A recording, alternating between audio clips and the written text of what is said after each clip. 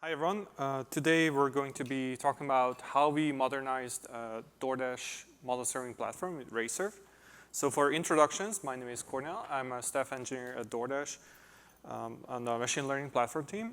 Previously, I worked at Quora between 2012 and 2020 also on the machine learning platform. And I'd like to also introduce Sid, who's going to be presenting along with me. I'll say a few words. Sid worked at Amazon between 2016 and 2021, and he'll be presenting the second half of this. So today the agenda is going to be about one key thing is how we launched open source LLMs within a day at DoorDash. So the talk is going to be structured in 3 different sections. The first section is going to be about how we use machine learning at DoorDash, and talk about what our scale is, what an order lifecycle looks like. I'm going to introduce our online machine learning platform, our first generation, we call it Sibyl.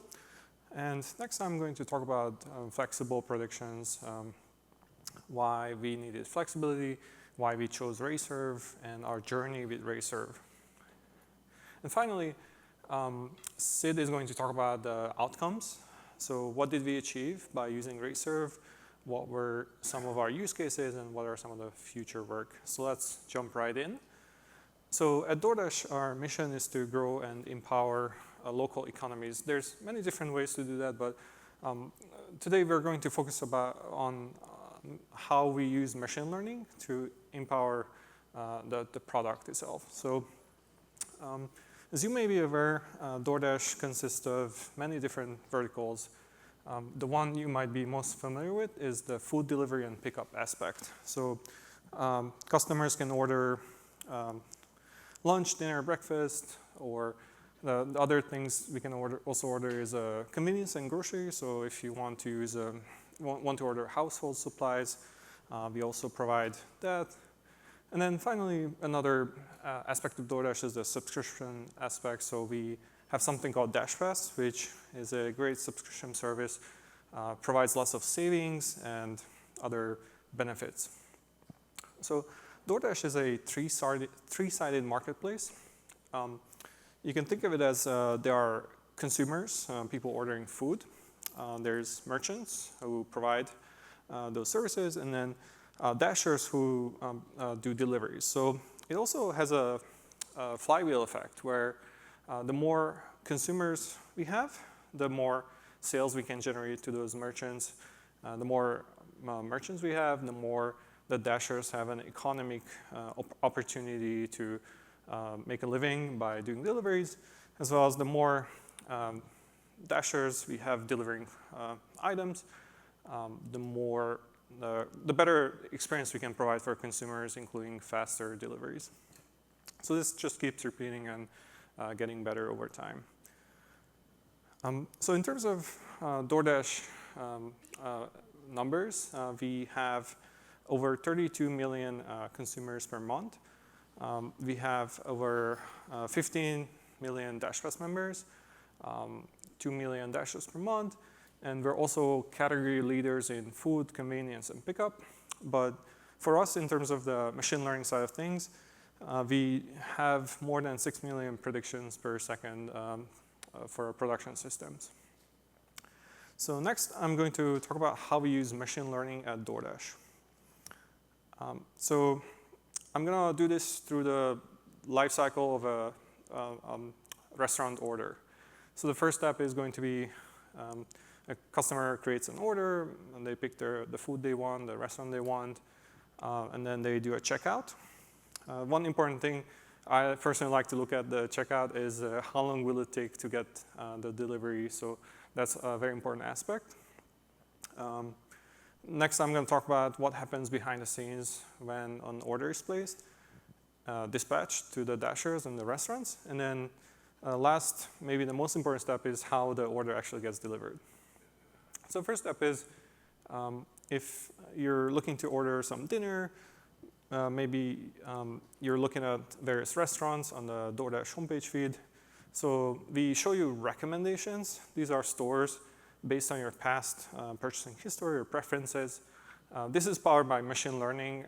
All of our recommendation systems are powered by our machine learning platform. But in some cases, you may not find what you like in the homepage. So you might want to search for a specific type of food or restaurant. And there's a search feature for that. We also power that with machine learning. So next, maybe you place some items in your checkout cart. You would like to see how long the delivery will take. So you might see in this case, it's between 33 and 43 minutes. That's powered by an ETA model. It's a very important machine learning model we have at DoorDash. Also, we check whether, just verify that the payment information is valid for this checkout. And that also has some ML aspects. So next is dispatching the order. So once we know what the order is going to look like, we send that information to the merchant, and they start preparing the food. And we also want to schedule a dasher to pick up that food. So we also use machine learning models to predict how long it will take to prepare the food, as well as for the dasher to arrive at that restaurant. Based on weather conditions, supply and demand, and other things. Interestingly, there are some restaurants where we actually dispatch the dashers first because they just make the food so fast.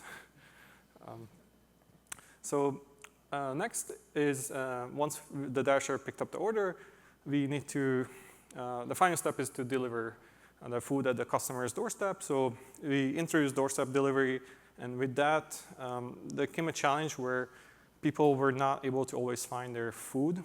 And so we introduced this where the dasher will take a photo and upload it to the customer, and we also get that photo. So one important thing we did is we launched a deep learning model that detects whether this doorstep image that you can see barely on the right-hand side, whether this photo that the dasher took is a valid drop-off. We estimated by looking at and seeing if it looks like a door, is there food, and so on. So we use deep learning image recognition models for this. So next I'm going to introduce how we do online ML predictions at DoorDash. Our first generation machine learning platform is based on something we call Sibyl. So Sibyl is a Kotlin microservice. We deployed it in Kubernetes. It's highly available. It's optimized for high throughput, low latency use cases, homepage feed, search, those are some of the ones. And it takes a gRPC request. It has the models cached from the model store. So those are going to be LightGBM and PyTorch models in our case. I'll talk about this in more detail. It fetches the features required for making that prediction. We typically have like a feature store with Redis, but there's other versions as well. And then finally, evaluates that model and logs the resulting predictions in a prediction store. We use Snowflake for that, and also returns the response to the client.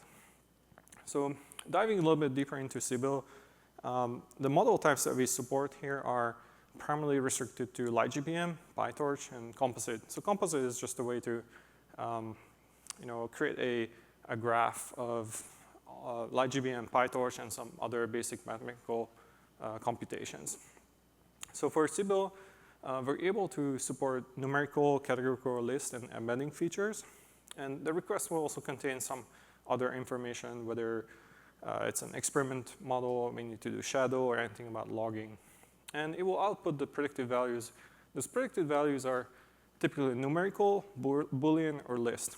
So as you may notice, this list covers a lot of what traditional machine learning needed over the last many years. And we found this to be really great foundation. It works really well for high throughput, low latency requirements. However, over time, we need to expand because our customer came to us and said, we need to use different libraries. For example, we need to use Hugging Face or TensorFlow or FastText. And we need to also use different mediums. So we need to use maybe images, or we need to do predictions on text, generate text, classify text, and so on. So we need to go back to our drawing board and come up with a different approach for this, and that's where Argyll was started. So Argyll tries to solve all of these problems. So we also noticed that onboarding was a little bit time-consuming and impacted our velocity. So it took a lot of time for people to onboard new types of mediums. So like, let's say if you want to do image prediction, it required a lot of changing around for the existing architecture.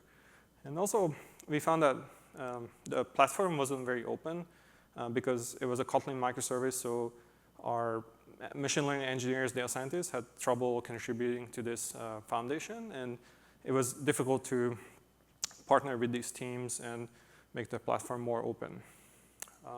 So with these requirements, we had 3 main goals for Argyll, which is we wanted to make it a generalized prediction platform to be able to host any type of model. We also wanted to provide flexibility so that we can also do predictions on image, text, and so on, voice as well, not just numerical list and Boolean features.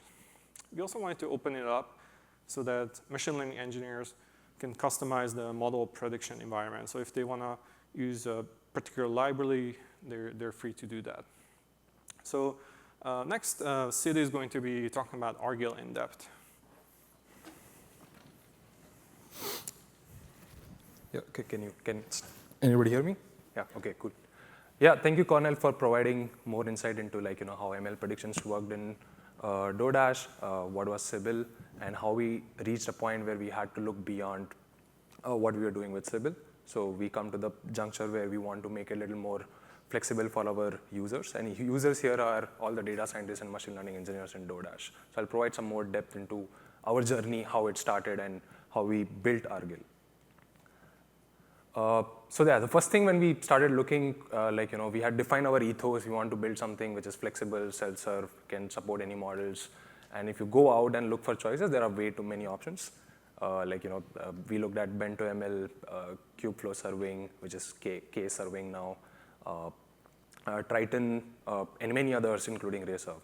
So we again went back to our customers, potential customers who we can pilot with. We asked them what they would like to see from a generalized prediction serving platform, collected some requirements. We added some more requirements from the engineering standpoint, and we came up with an evaluation framework which had top 5 criteria where I want to look at functionality.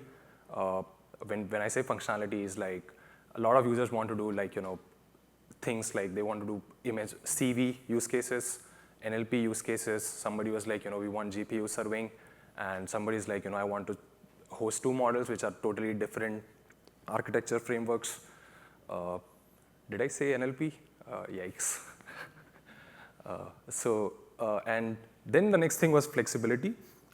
When it comes to flexibility, they want to do pre-processing before actually making a prediction. And after prediction, they want to make post-processing on the predictions. They also want to have some certain libraries that they want, which would be very hard to onboard to if we do not have something a generalized prediction serving platform. From the engineering point of view, we wanted to look at how easy it is to integrate with existing DoorDash infra. We have certain the foundational engineering pillars like traffic, compute, and we want to make sure that whatever we adopt, integration is possible and it's easy to integrate with them. We were looking for performances as well. We were looking at benchmarks of already existing frameworks, and took one use case and saw what we see across different frameworks. And at the end, community support matters a lot. Whenever you are onboarding something new, the documentation matters, the support on the Slack channel matters, how quickly we get response from our questions, all of these things matters. And looking at everything, don't want to say one framework is better than the other, but we realized is what fits the bill is the most important thing, and for us it was Reserve.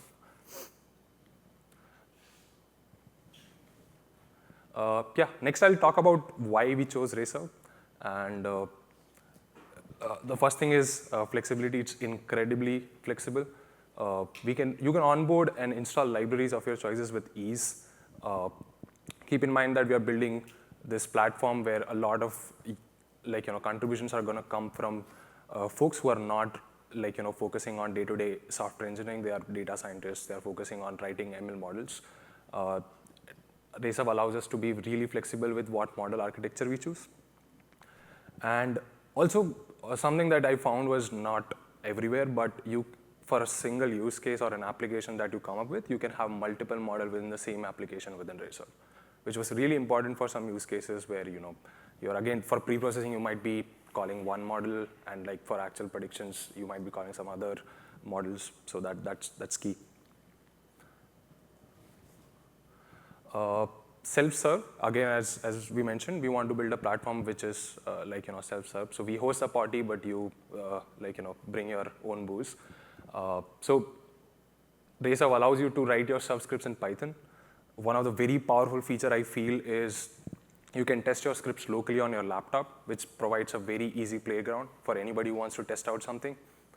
And again, active community support from Ray. I think we have been chatting with them on Slack channels. They are really quick in responses, their documentation. They also take feedback really well. They keep updating their documents with what we provide them in feedback.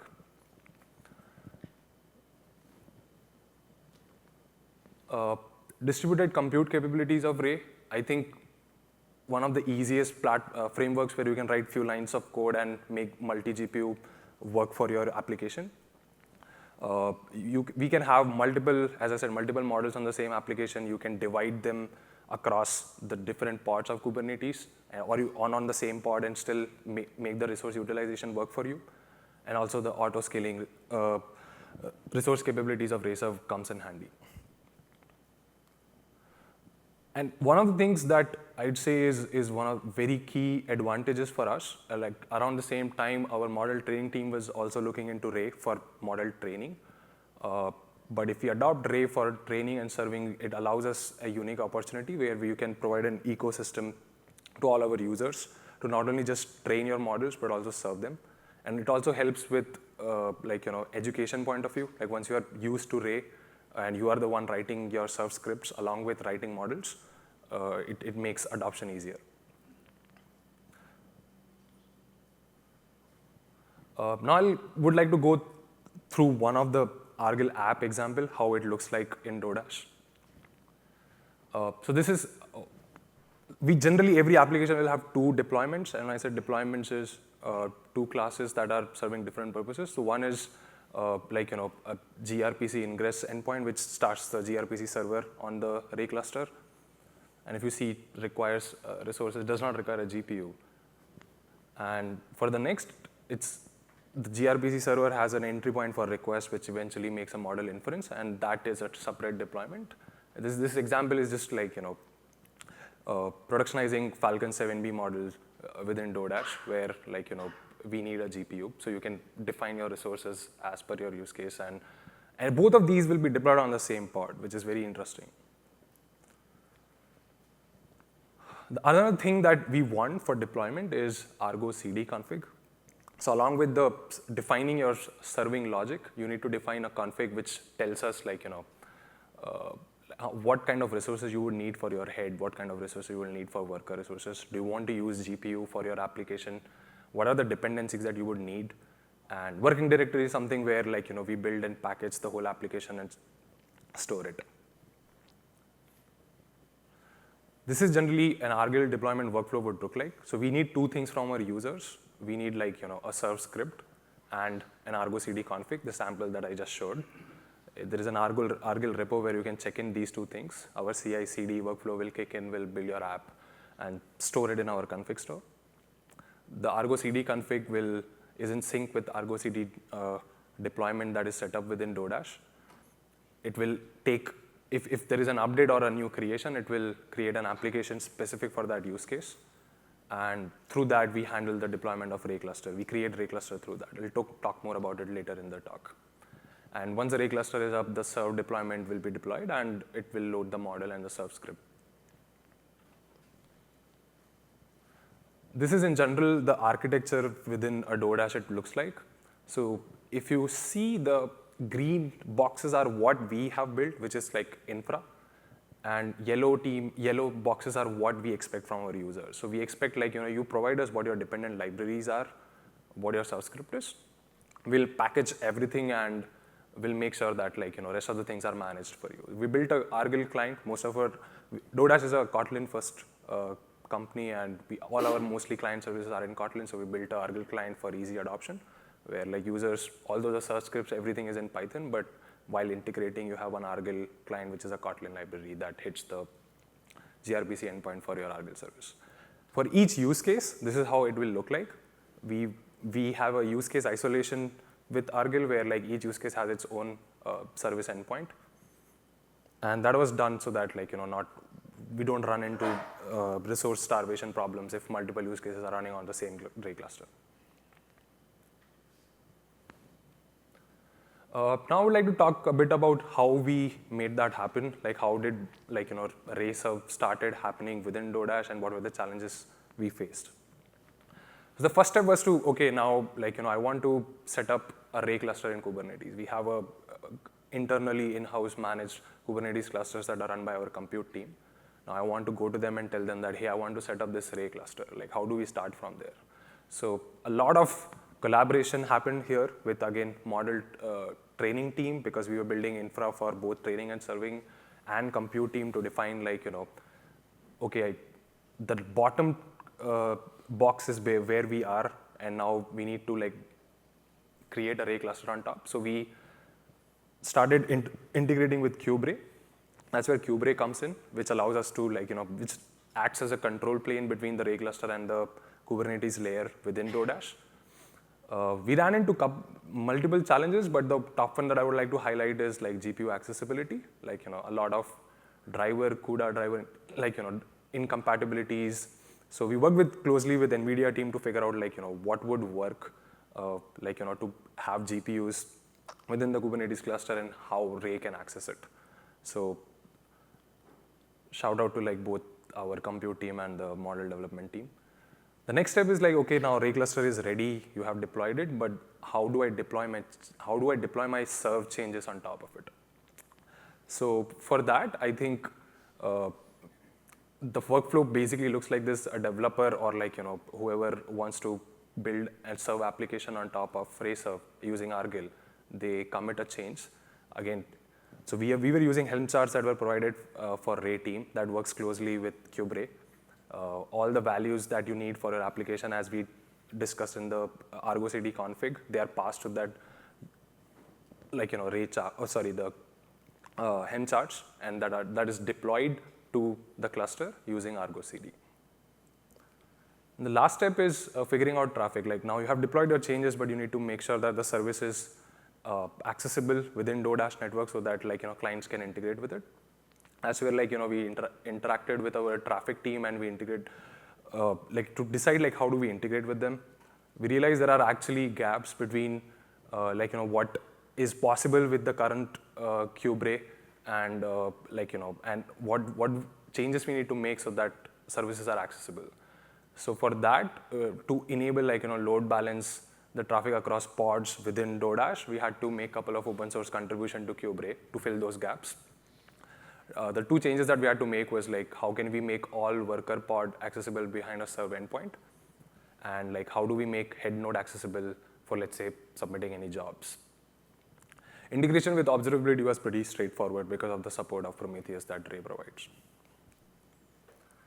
Would like to talk a bit about outcome after we have been able to achieve all those steps. You can now set up a Ray cluster, you can deploy your changes, and make your service accessible.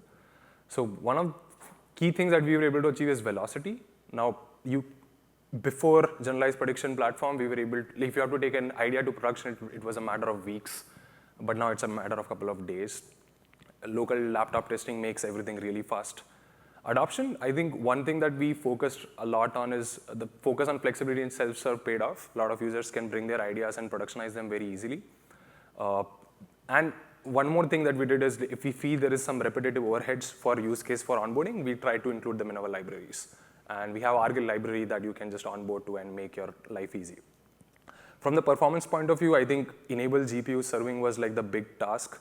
and the power of GPUs was able to make us see like 10 to 20x gains in performance some of the use cases that were running on CPUs before. Use cases that we are targeted and we are targeting, and like a lot of workflows that used to run in offline, that used to check the quality of images or menu types or detect an item in a menu by most of the multimedia that is submitted by our users or dashers. Those can be taken to online, and all those workflows that used to run once a day can be done real-time inference. Productionizing LLM just came into picture. While we were building Argil, we were not really focusing on LLM, but that's a very big boon for us that we were focusing on Reserve that makes LLM inference really easy for us, where we can launch models within the matter of day. We opened endpoints where you can access open source LLM models. You can do model exploration with monitoring and PI reductions. We're targeting use cases like support channel chatbots and voice AI assistants. For the future work, we are focusing on performance. How do we, now we have reached at this point, how the next step is how can we make things run faster? Fault tolerance, and something that we always wanted to do is unified training and serving platform, where the end goal is doing, once you have trained the model, do one click and it is available behind a serving endpoint. Add on to self-serve capabilities, we are always looking for making life easier for our audience. Streaming for LLM use cases is something that we are also looking at. Before I finish the talk, we are hiring. Feel free to jump onto DoorDash engineering, and if you are interested in the work that we have been doing in ML platform, please reach out to me, Cornell, or any of us. And thank you.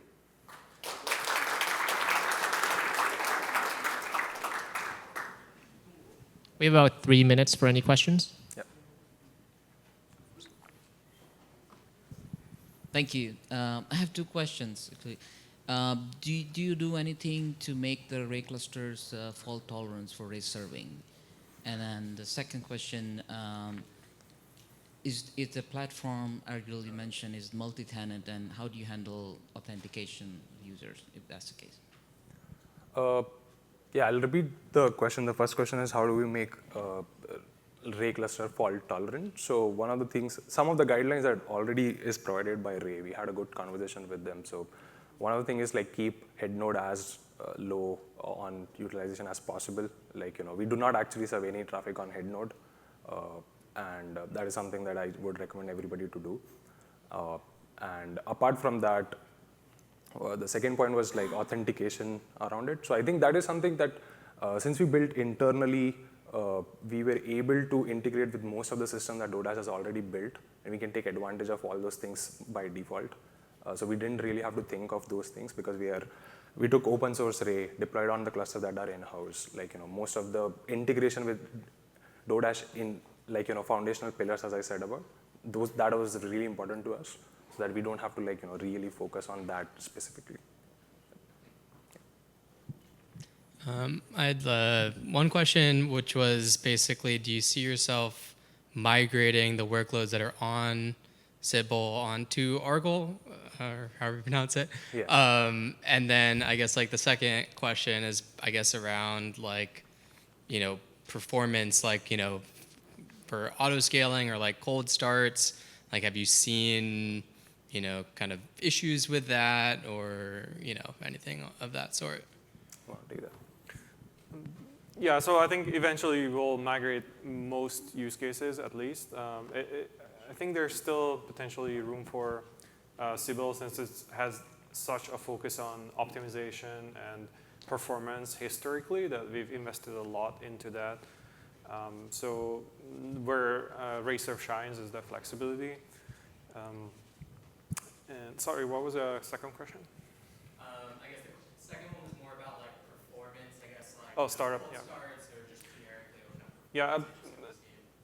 In general, we've been pretty happy with reliability and fault tolerance, and we haven't seen any cold start. We do deployments using Argo CD in Kubernetes today. Hey, thanks for the talk. I have a couple of questions. So first of all, is the serve script and the dependencies built into the image of the Ray cluster node? And second, how do you do upgrades? Like, do you do rolling restarts, or do you do like red-green deployments if like the serving script is updated or the dependencies are updated? Yeah, so the serve script will have kind of the decorators on like what pip packages need to be installed. That's a reserve standard thing, so we take advantage of that. Works really well for us.